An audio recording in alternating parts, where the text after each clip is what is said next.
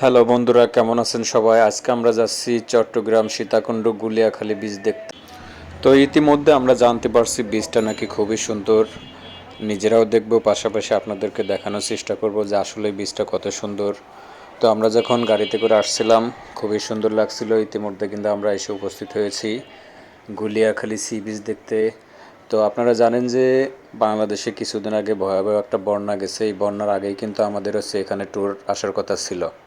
তো ফাইনালি কিন্তু চলে আসলাম গুলিয়াখালী সি বিচ দেখতে। আমি দেখানোর চেষ্টা করতেছি, দেখেন কত সুন্দর সুন্দর ঢেউগুলো কিন্তু অনেক বড় বড় হচ্ছে।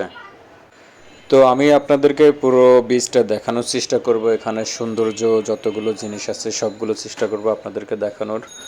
এখানে কিন্তু বন্যা হওয়ার ফলে অনেকই অনেক কিছু ক্ষয়ক্ষতি হয়ে গেছে, অনেক কিছুই ক্ষয়ক্ষতি হয়ে গেছে, যার কারণে আছে অনেক সুন্দর জিনিসগুলো এখন অসুন্দর লাগতেছে। ঠিক আছে, তো আমরা কিন্তু গাড়িতে করে প্রায় 30-40 জন এখানে আসলাম। আসার ফলে অনেকটা হাঁটাই লাগছে, রোদের ভিতরে অনেক কষ্ট হয়েছে হেঁটে আসতে, বাট আসার পরে কিন্তু ভালোই লাগছে মোটামুটি দেখার পরে।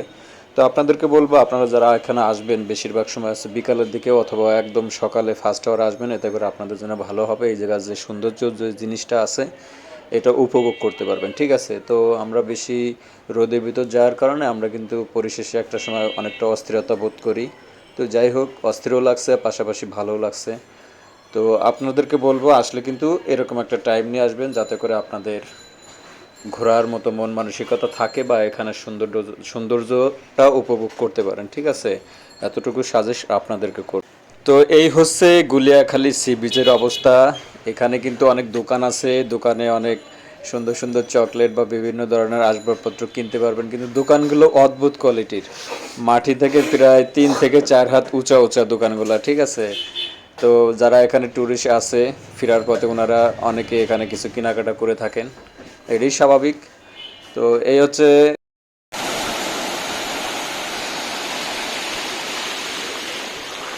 কি সুন্দর ঢেউ। ও, আপনারা দেখতে পাচ্ছেন যে কি সুন্দর ঢেউ এক একটা আসতেছে।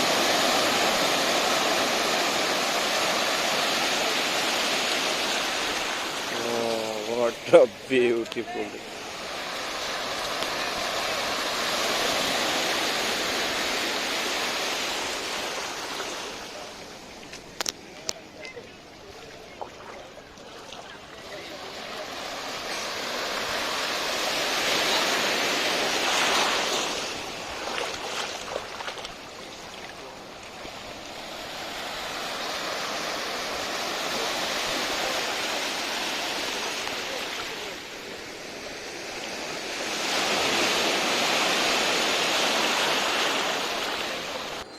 তো বন্ধুরা, আপনারা কিন্তু দেখতে পারলেন যে নদীর ঢেউগুলো কত সুন্দর ছিল। এটা আপনাদেরকে দেখালাম।